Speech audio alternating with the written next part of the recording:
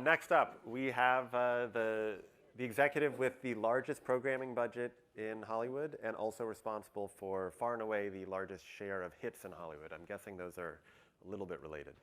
Please welcome Bela Bajaria. Thanks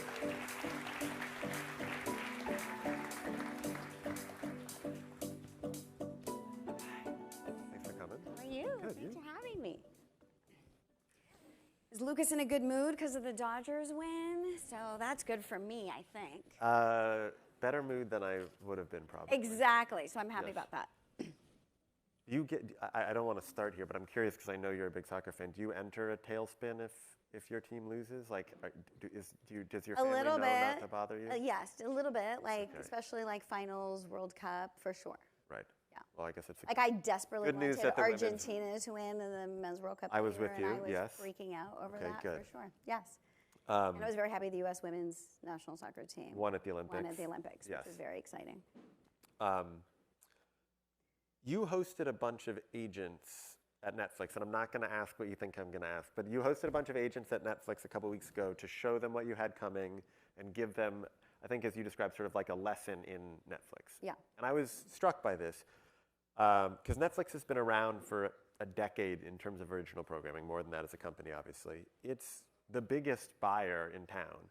What is it that your partners don't understand about Netflix at this point? It's a good question, but I was really hoping you were going to ask me the other question. We'll get there. I'd like to set the record straight on that a little bit. So, look, part of inviting everybody in to say, like, let's, talk about the product, let's have Mary and Lee, our CMO, talk about marketing and our social channels, and me sort of just doing here's Netflix, here's what we do. The reason is for really twofold. One, those are our partners, right? And we know if they understand our business or what we're trying to do, they also can help guide their talent and understand what Netflix is. And the reason that I wanted to do it was I think there's still a lot of people in our business who still can sort of understand like linear network or legacy media companies, and then they try to squint and go, oh, but you do it this way, but why can't, and they can only relate to sort of this old-fashioned way of the business, right, that kind of model. And it was really to say, we're a pure play streamer, we're a subscription business, we only make film, TV, and games, this is the business we're in, we care about consumer choice and control, we launch things all at once, here's our huge audience, it's almost, it's like, let's say, it's 600 million people, like, and we're not this or that, because I think people really want to sort of just go, do you make this kind of movie or this kind of show? That's a very narrow way of looking at it.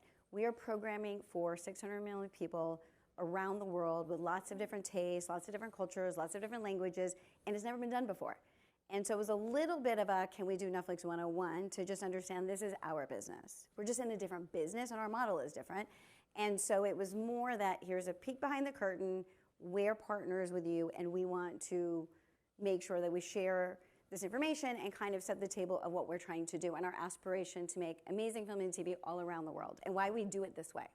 Okay, we can talk about the thing you wanted to talk about if you I don't want to talk about it, but you all want to talk about it, so I'm going to talk about it. What Bela's referencing is there's been this belief, or you have started to adjust the way that you pay talent on certain movies.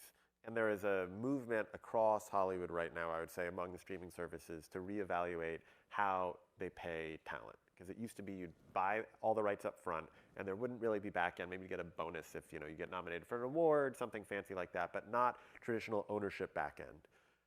A lot of people think that you're going there in television, and you don't want to go there. Am I? Yeah. So okay, we're going to back up for a second. So I'd say I get that the press really wants to write about the story, right? And everybody wants there to be a story there. I understand that because clearly evidenced by what's been written, including total fabrications about meetings that were about it, which is just not true. And we like our model, and we like our model in film and TV. And on the film side even, which a lot has been written about, we are not changing our model. Our model works great for talent, or it works great for filmmakers, it's worked well for us, we like the model, it's worked for a long time. So we are not changing our compensation model. There have been a few bespoke deals on a couple of movies that some talent was interested in the opportunity of like, we'll take some risk, but we're going to share more upside. And they were interested in that. But just to set the record straight, I can count those. I can't even say handful because I can count them on a hand, but I can actually count them on 2 fingers. So it's a very tiny thing that has blown up to this story of we're changing our business model. We're not. But in TV, we have not done one of those deals. So that's just not true. Don't you think that some of that has to do with the fact that Netflix says we're not going to do X, and then they eventually do it, right? There's like something, you weren't going to do advertising, then you do. All these that you weren't going to do password, you were allowed password sharing, then you don't. And so people assume that this is a sign of it's another one of those where you're saying no, but. So I think what's interesting about that is, you said you wouldn't do advertising, and now you're doing. What I always find fascinating about that is, isn't that amazing that we actually would say something, we learn, the business evolves, the business grows, we understand the business, and we change. We don't say rigid we said this publicly, so we're not going to go back on something. I love, by the way, that, Reed was here during that time, but as a company, we'd say, we thought we weren't going to do this, and now the business has evolved, we understand more, consumers have changed, there's all of this change, and then we're willing to change. We're willing to pivot and grow and evolve and innovate, instead of saying, this has always been done, and we can never change it, or we've said it publicly, so we won't do it. So what I love, actually, about the company is that we will sort of change, and we will innovate, and we will say those things. And we will sort of just go, okay, maybe we were wrong then, or the business, that was the right decision then, and now this is the right decision now. I think that's like an amazing thing. That's what makes a very dynamic company, to do, let's make local language film and TV all around the world has never been done before. We sort of did it. So I actually love that part, that we will publicly go, okay, we've learned more, the business has changed, so we're gonna change. Maybe that's why maybe that's the reason everybody wants to write press stories that are not accurate. Maybe. You tell me. Maybe that's why everybody wants to talk about it. But I'm just saying, just so everybody is clear, there's been one title, really, maybe two. No, two's not even official, actually, that we've ever done. And if you look at all the movies that Dan Lin has greenlit, which is quite a bit, it's been happening. So I just think there's just no story there, and I know it's such a bummer for some of your friends and colleagues because they want to write about it. I know. I'm curious. I know. Okay. I'm sorry. What you brought up Dan and movies, which I feel like has gotten a lot of attention this year. You come from the world of TV. For $80 million, you can make 8 episodes of a TV show. You can make a movie. I feel like for Netflix, a TV show is generally more economical than a movie. Why are you guys still in the movie business? Like, what is the value that Netflix gets from original movies? I think that's too narrow of a way to look at it, because it's not about like economical. Like, it's members all around the world love movies and love TV shows and love nonfiction and love docs, right? And love some of, these live events we do. So we are pleasing and making all of those things with a great variety of what we do. And people love movies. We love movies, and people love movies. And so I think looking at like cost in that way is sort of the wrong way to look at the business. I really look at it as, we know people love movies, and so we should make lots of movies. And Dan's, which I am excited about, sort of Dan, coming in, he's really thoughtful about the quality. He's really been thoughtful about, there's lots of different kinds of genres, right, of movies that we know audiences love, and really trying to be able to like program for all of those. And then if you take that, and then we have, pay one deals, and then the acquisitions where we just acquired, Amelia Perez and Maria Callas, and movies that we're also excited about if you look at the entire slate.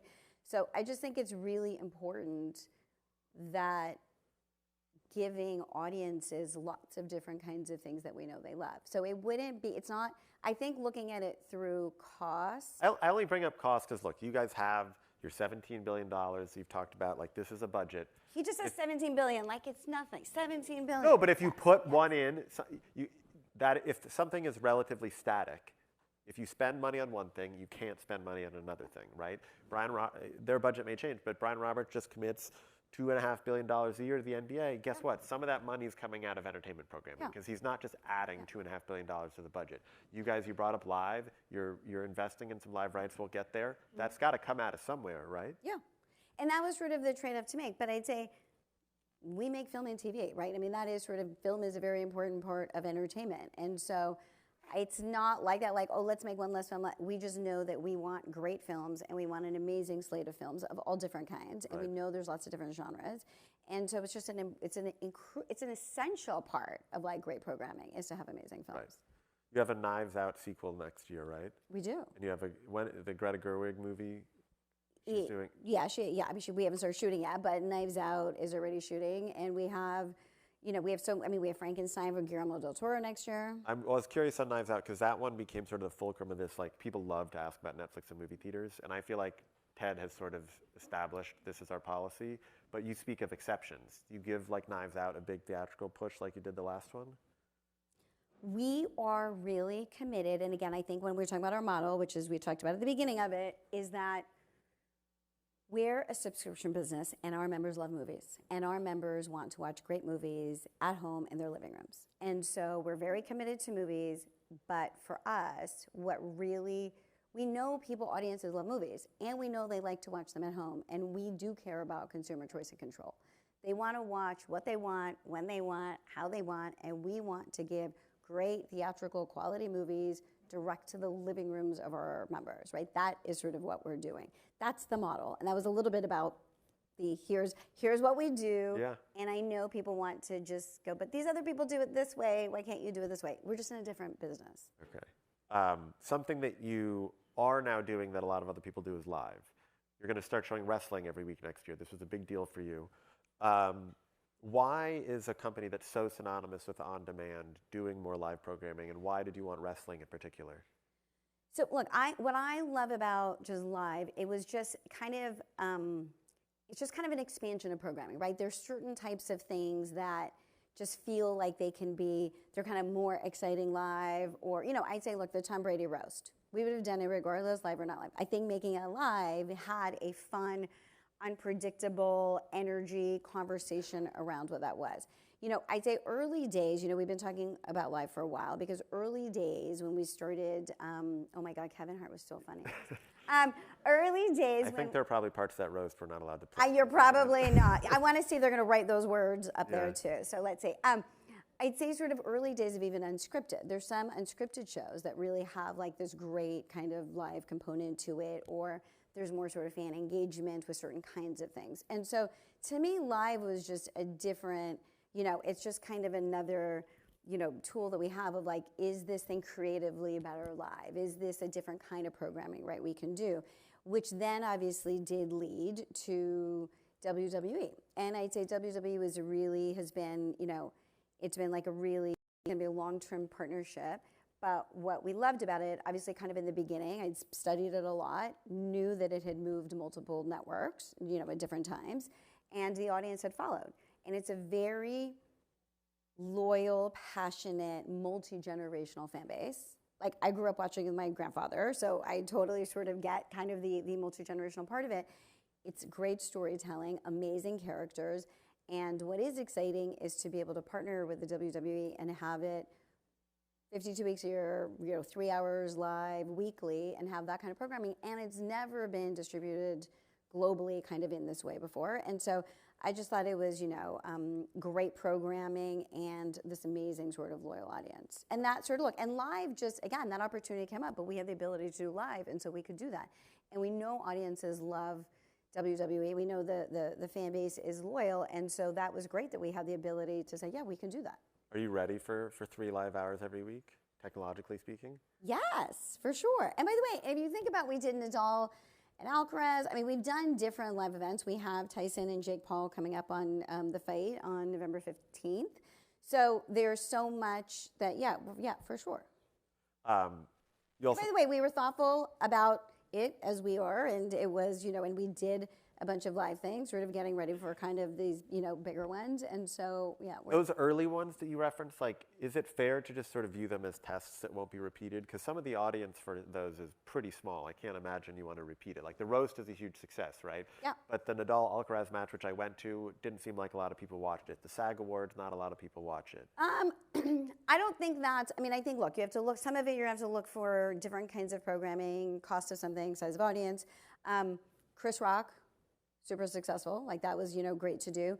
I loved, and by the way, if you think about for our members in Spain, the Nadal-Alcaraz match was amazing and did very well. And we loved that kind of just the storytelling and the matchup of those two people and a little passing the baton type of thing. And so I'd say there's a wide range of things that we can do live. Got it. You're doing the NFL on Christmas. We are. Greg Peters, your co-CEO, made a comment recently about Netflixifying the NFL. What does that mean? Did you ask Greg that? Okay, I'll tell you why I was excited about the NFL. I will. So I'm excited about, right, I just thought that Who wouldn't be excited to have the NFL? Well, hello. But I think it was exciting, but I think very strategically to say NFL plus Netflix on Christmas Day, right? It's not that we have just a random game on some other day. It was like having, this great thing for our audience and saying we're going to be on Christmas Day and having both games and making it, really sort of owning the day that way. Obviously, we love football. We know our members love football. And to, have a game sort of on Christmas Day and be able to do that would be great. If you think about it, so the NFL has never been on one single service or network, right, around the world all at one time. And so it's going to be really interesting, I think, to be able to do that. And to me, I don't know about what, I'm not exactly sure Nextifying. I think it just has to be like, right, we want it to be great. We want it to be entertaining. We want it to be great. And it's an amazing game. And so we want football to be football. We want it to, it's going to look like an NFL game. That's what it is. But I do think it's going to be really exciting to get for our members around the world in 190 countries to have the NFL game all at the same time. And that's never been done before. Yeah. I'm curious, given that we just had this NBA deal up, why not try to get some piece of that package where you can have a Netflix NBA event? We are always going to meet, talk, see what's out there. But again, as you said, there's a $17 billion content budget. What is the trade-off? Is something sort of worth it? We're into very long-term deals or relationships. We want to make sure that, it's a smart sort of business thing for us long-term. And those are kind of trade-offs and choices that we make along the way. And I just think there's a lot of film and TV and games and local language around the world that really pleases our members, and those are just kind of the trade-offs that we make. So some things we want to do and some things we don't because we just don't think long-term it makes sense for us. Right. I had heard that there was maybe a provision in this contract that would prevent the new partners from doing something like the NFL did with you on Christmas with football. Had you heard that? I have not heard that. Okay. I kind of like it though, right? It was a little like, oh, they did this, now let's do this, but maybe. What other types of live programming are you going to get into? You've added some sports. You have a live cooking show. You're doing some fighting. Yeah, you know what I'm really excited about, and you can hear it first, by the way. I'm really excited about. So for next year, for 2025, we're doing a variety live talk show with John Mulaney, which I'm super excited about. So yeah, you can. I feel like that was a clap. John Mulaney, hello. So we have a long relationship with John, obviously, and we, have done his stand-up specials. And during Netflix's A Joke Festival this year, he, did a live talk show called Everybody's in LA, yep. And it was, and I was there at a couple of the tapings, and it was so bold and original and fresh and unpredictable, and I think it'll be really fun to get to do a live show with him. Yeah. How was the viewership on the live Mulaney show? It was, I think to do that kind of test and just say, okay, during this festival, let's have this fun place where stand-up, can be part of the festival and come and do it. So, it wasn't big, but it was a really great kind of learning and experiment and sort of talking about it, which really now brought us to this. Now, right. Okay, now if we build a weekly live talk show variety, what does that look like? And do you feel like the live will help? Because Netflix has obviously tried talk a lot and hasn't quite clicked. Do you feel like the live unlocks that for you, or? Look, I think the live will be interesting to see. Also, he's wildly talented and really creative, and what is kind of a fresh look and feel, and what kinds of things does he want to do, which I do think there's definitely, I'm sure, learnings and things from Everybody's in LA. So I think what I also love about my job too is that just because if something didn't work or hasn't, that we wouldn't try sort of the next swing at something. Like, I just think, again, to play it safe like that, I think we have to continue to be bold and take risks and swings. And I think it would be too easy and too safe to go, oh, well, you know, that talk hasn't worked, so let's not try this thing. So I'm excited about pushing into another area. Speaking of live talk, you guys have been talking about doing a live Hot Ones this year. Why not just, it's for sale, why not just buy it? So we're still having conversations about it, so I'm not going to really sort of go into it. I love Hot Ones, though. I think it's really fun. I'd say the Indian in me can eat very spicy food, so I can definitely beat Jason Blum. For sure. We can have a showdown. I think we'll have to, because for sure I can do that. Look, I think it's a great show, and I think it's such an interesting format. Right. You guys now release viewership data every 6 months, and one of the things that some people picked up, because you did a data drop recently, was that the total time spent watching Netflix was basically flat from the first half of last year to the first half of this year. I think it went up 1%, even though you added a bunch of customers. So are people watching a little less Netflix, or was that just a recognition of the fact that, like, you had a bunch of people who were sharing who are now being counted as different customers? Wait, can I push on your data dump thing? Yeah. Everybody is like, why don't you guys share data, share data, share data? And when we share it, everybody's like, data dump. Like, don't be so cynical. First you ask for it, and Ella, then you like, you can do toss that it with someone away. else, but I tweeted that thought. I'm with you. I appreciate the transparency, but are people watching less Netflix? You know, so there might have been a few different things at play sort of right in the beginning of the year. You know, a little post-strike, there was lighter things. The first, you know, that sort of impacted, you know, some of the stuff we had in the U.S. especially.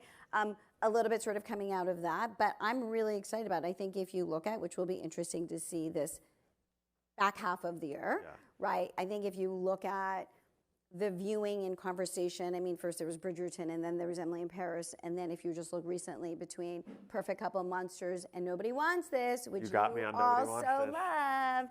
I will also say I'm tearing through the McMahon documentary. And that too, which is great. So if you look at all of those things, and Rebel Ridge and Starting Five, which is our basketball doc series that just came out. I mean, if you look at all of that, that's a lot of fan favorites and a lot of viewing there. Right. And so I think that's sort of the steady cadence of the slate. I do want to say, because for you especially, not for the tens and tens of millions of people who've watched it, but just for you, we're going to renew and do another season of Nobody Wants This. See, and these people I did it for. Cass comes back. Cass comes back. You know, that show works because of the chemistry. For sure. When I watched those dailies and this was like this chemistry, I mean, it was the chemistry between the two of them, obviously, Adam Brody and Kristen Bell, was like incredible. But just the cast had such an ease in a first season, which is kind of tricky sometimes with comedic timing. It was like amazing. Yes, so they all come back, and I'm excited. We've got Squid Game up here, so I have to ask you. You have season 2 coming. Yes. In December, yes. Right around day after Christmas. Yeah. Is there a world in which the second season tops the first season? Like, how do you go bigger than the first Ooh, I season? hope so. That would be like, let's try. You know what's so great? Director Wong is an amazing, you know, writer, director, and just such an interesting way that he can really talk about class and money and just sort of those kind of, you know, discrepancies between classes and people. And it has that great iconography, as Squid Game does, and amazing, surprising games, new games that you have not seen before. But he also, there's just such great character storytelling in there, and he has like great surprises, just like the first season. And so it totally delivers on what people, I think, would hope that it would be. I have to ask one last question to tie together. We had Ted here last year. Ted used to have your job, right? He was the chief content officer. Yes. He loves to schmooze with talent, loves to be part of it. How did you go about sort of carving out your own space and making sure that he's not dropping in on meetings or giving? Oh my God, wait, can I say something before that? Go for I'm it. also really excited that, so Diplomat is such an amazing show. And the cast is incredible. Thank you very much. It is. Deborah Kahn's an incredible writer. Season 2 is coming out. You're gonna love it because it's so good. And Carrie Russell and Rufus Big fan of are season amazing. 1, yeah. Season 2 is amazing, and we're also just picked up season 3. So watch season 2 because then a great season 3 is coming. Ted, you know what was sort of the ease of kind of, I have been in the business for a long time, a very long 5 years. time, a very long time at this point, and I'd say the great thing. So Ted and I have worked together for 8 years, right? I've reported to him for 8 years, so we have a great relationship. We also have this love of film and TV, right? We're fans of what we do. We love what it is. We love what we do. And we've always shared that same kind of relationship and passion for it. And we've worked so closely together. So kind of the handoff, like it happened, and honestly, true story, our offices are next to each other, and like 3 days later, we're kind of like, oh, that happened. Like it wasn't a big thing. It was just sort of an ease, like a natural sort of transition. He also loves film and TV, so I don't want him to he still watches stuff and gets excited about things. Like I love that. I mean, I love actually working for somebody who watches so many things. I mean, not of ours, of everybody's. He's just a fan of it, and I think that kind of excitement is really fun to be around. So it just wasn't that big of a deal. I think because we had worked so closely together for so long, when I had overseen all local language originals and sort of, all of global TV, before I sort of had this job. So it was easy. It wasn't really a thing. There's no story there, so don't try to make one. Bella, thanks for coming. Thank you so much. Thanks for having me. Thank you.